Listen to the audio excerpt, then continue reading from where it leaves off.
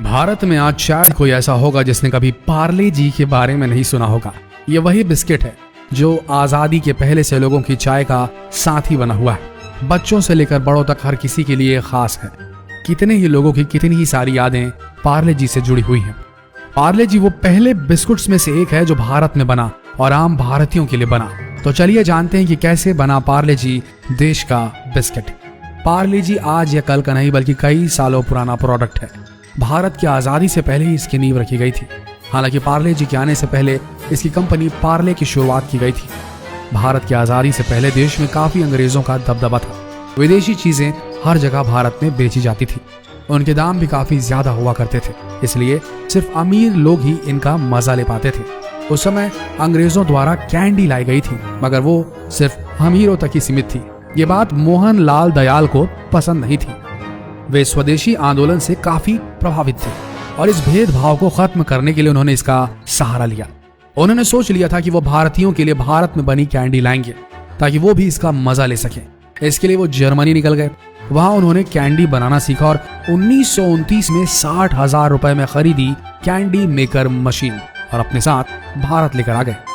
यूं तो मोहन लाल दयाल का रेशम का व्यापार था, लेकिन फिर भी उन्होंने भारत आकर एक नया व्यापार शुरू किया।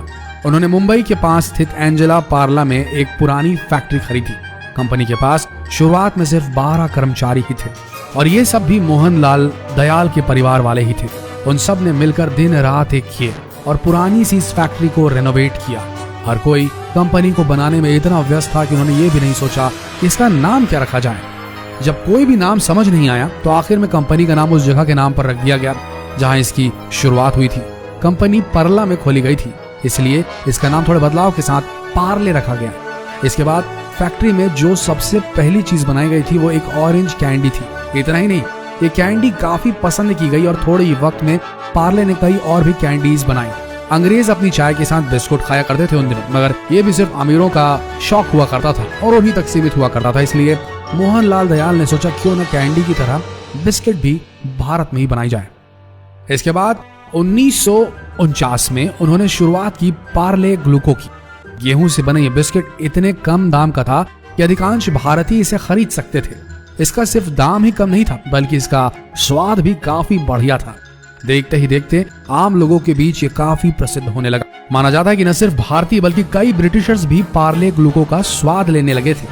पार्ले ग्लूको इतनी तेजी से आगे बढ़ा कि मार्केट में मौजूद ब्रिटिश ब्रांड्स के बिस्कुट पीछे होने लगे। हर कोई इसकी पॉपुलैरिटी के आगे झुकने लगा था।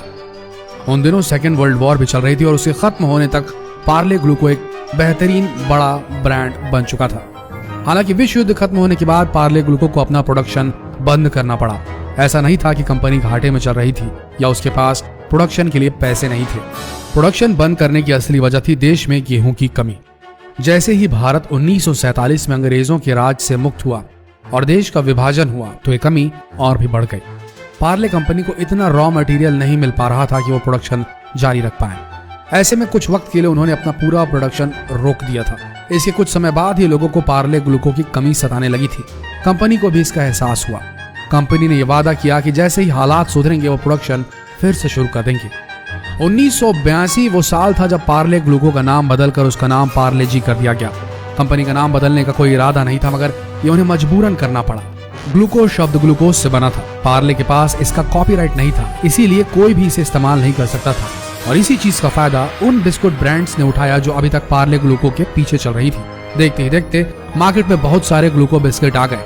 हर कोई अपने बिस्कुट के नाम के पीछे ग्लूको या ग्लूकोज का इस्तेमाल करने लगा।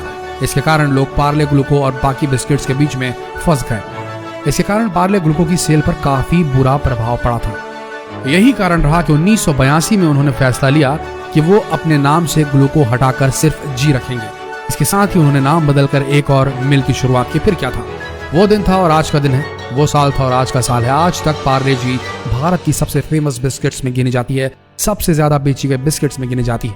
2003 में पार्ले जी को दुनिया में सबसे ज्यादा बेचा जाने वाला बिस्किट घोषित किया गया। जैसे जैसे वक्त बीतता गया पार्ले जी एक साम्राज्य की तरह बन गया। 2012 में जब कंपनी ने बताया कि सिर्फ बिस्कुट से ही उन्हें करीब 5,000 करोड़ की सेल की है तो हर कोई हैरान हो गया। पार्ले जी भारत का पहला ऐसा FMCG ब्रांड था जिसने यह आंकड़ा छुआ था। तब से लेकर अब तक पार्ले जी की प्रोडक्शन पर कुछ खास फर्क नहीं पड़ा है।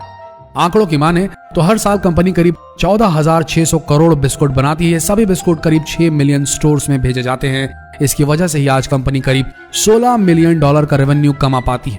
यह दर्शाता है कि भले ही इतने वक्त में कई बदलाव आ गए हो, लेकिन पार्ले जी ने किसी न किसी तरह खुद को आज भी अपनी साख जो है उसे बनाए रखा है। आज भी बच्चों से लेकर बड़ों तक हर किसी को ये पसंद आती है। पार्ले जी कल भी हिट था और आज भी हिट है। इतने सालों बाद भी इसकी साख कम नहीं हुई है। आज भी ये लगातार बढ़ता ही जा रहा है। ये दर्शाता है कि इसमें वो स्वाद है जिसे लोग अपनी जुबान से हटाना नहीं चाहते। और ये एक और चीज भी दर्शाती है, सच्चे दिल से स्वदेशी नारे के साथ जब एक भारतीय ने शुरुआत की, वो सच्चा दिल आज इस प्रोडक्ट के रूप में हमारे बीच मौजूद है। इससे यही सीख मिलती है कि जो भी काम आप सच्चे दिल से करते हैं वो इवेंचुअली आखिरकार आपको फायदा ही देगा और आप अमर हो जाएंगे। मिलते हैं अगले वीडियो में। तब तक के लिए जितना हो सके इस वीडियो को शेयर करें। पार्ले जी की ये गाथा हर भारतीय तक पहुंचाए। उनकी मीठी यादें भी ताजा हो जाएंगी और आपको भी वो याद करेंगे। तो मिलते हैं अगले वीडियो में। तब तक के लिए आप सबका हमारे इस पेज के साथ बने रहने के लिए धन्यवाद।